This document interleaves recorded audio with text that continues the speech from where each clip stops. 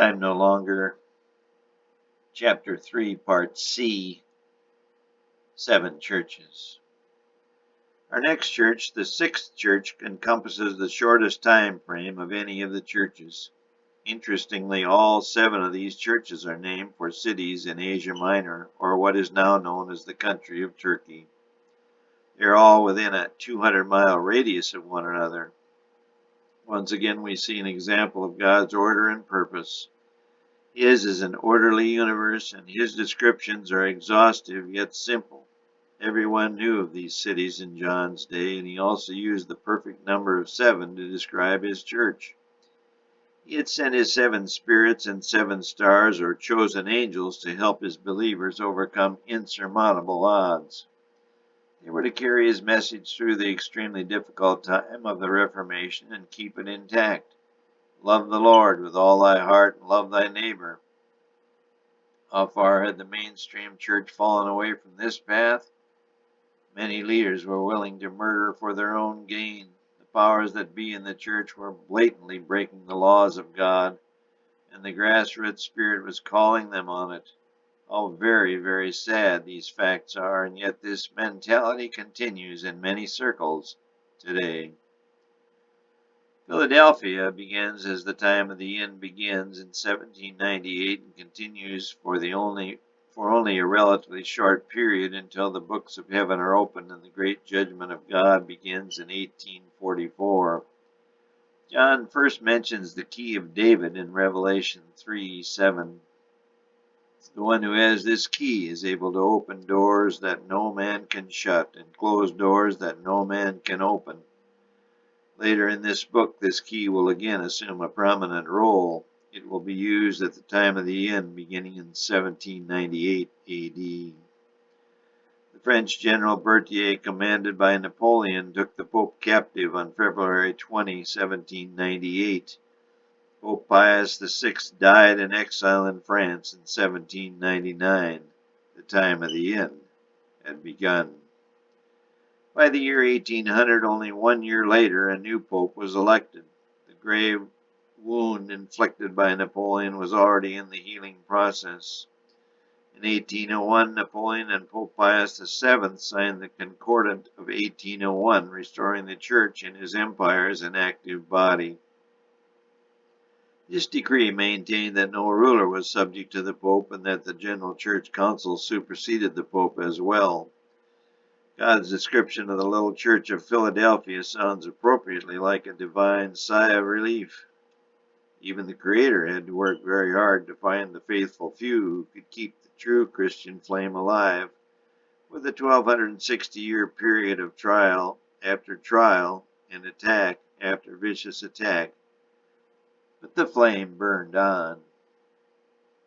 John calls Philadelphia a body now with a little strength. He also gives its members several promises to bolster their courage. He tells us that God explains that he will come quickly and that each will receive a new name. From this point on in the books of history, religious persecution drops off to a dramatic degree. This is in great part due to the rise of the United States to the supreme world power it is today. John also predicted this in his prophecy of the lamb-like beast of Revelation 13. She was built on religious freedom and the power to choose. The little flame flickered many times, but it did not go out. It had been through 1800 years of merciless attacks contrived by the devil and his henchmen. Corrupt men worked incessantly to extinguish this little flame for their own selfish agendas. These men are gone now, but the devil continues to infiltrate the minds of new men to further his cause. Make no mistake, there are good and faithful people in all churches and religious orders. However, corrupt leaders fueled by selfish motives and downright greed keep trying to steer the main body off course. God recognized this would happen and made provision for his true and faithful followers in every sect and religion. With the rise of the two-horned beast of Revelation 13, the way was open for God's church to gain strength and flourish. But alas, it was not yet to be. Laodicea came on the scene in 1844. Laodicea means judgment, and God's judgment commenced in 1844.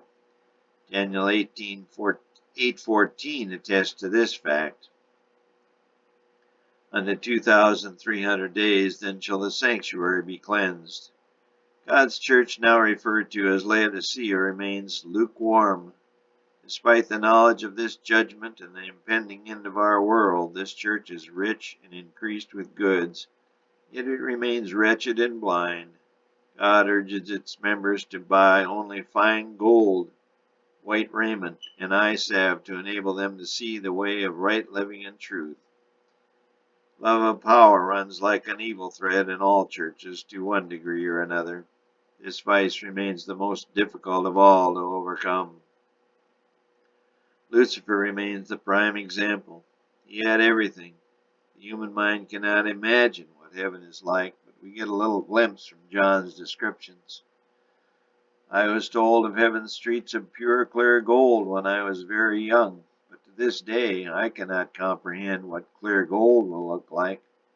Satan had it all, but he wanted control of it all as well. And he has spent or wasted the last 6,000 years trying to gain that control. What he has never figured out is that love is the absolute power. That is why God is God and angels are angels, and mortal humans are humans. God is love. We don't really need anything else. The God of love will provide our every need. We are born as babies, needing only love. The rest will follow.